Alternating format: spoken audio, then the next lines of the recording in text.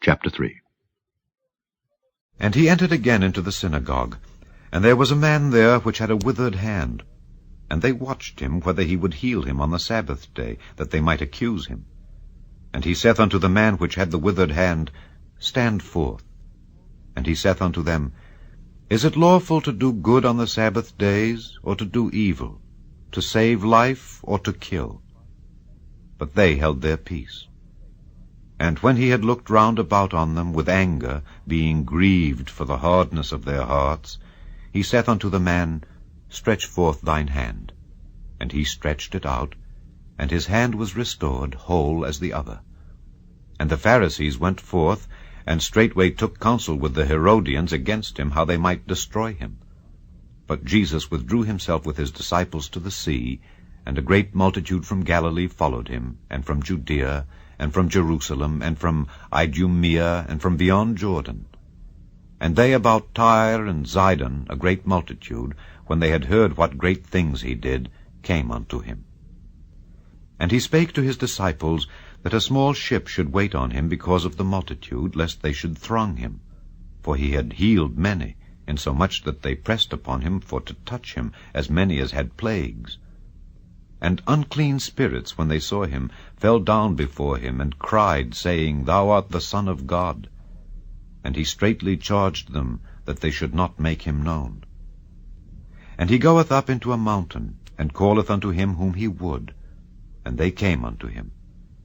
And he ordained 12, that they should be with him, and that he might send them forth to preach, and to have power to heal sicknesses, and to cast out devils.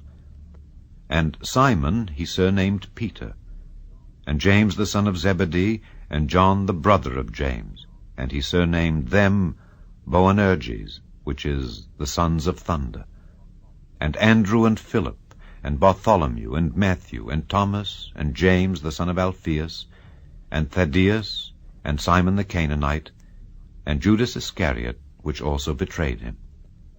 And they went into an house. And the multitude cometh together again, so that they could not so much as eat bread. And when his friends heard of it, they went out to lay hold on him, for they said, He is beside himself. And the scribes which came down from Jerusalem said, He hath Beelzebub, and by the prince of the devils casteth he out devils.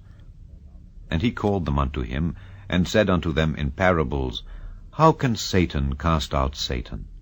And if a kingdom be divided against itself, that kingdom cannot stand. And if a house be divided against itself, that house cannot stand. And if Satan rise up against himself and be divided, he cannot stand, but hath an end. No man can enter into a strong man's house and spoil his goods, except he will first bind the strong man, and then he will spoil his house. Verily I say unto you, all sins shall be forgiven unto the sons of men, and blasphemies wherewithsoever they shall blaspheme. But he that shall blaspheme against the Holy Ghost hath never forgiveness, but is in danger of eternal damnation. Because they said, He hath an unclean spirit. There came then his brethren and his mother, and standing without sent unto him, calling him. And the multitude sat about him, and they said unto him, Behold, thy mother and thy brethren without seek for thee.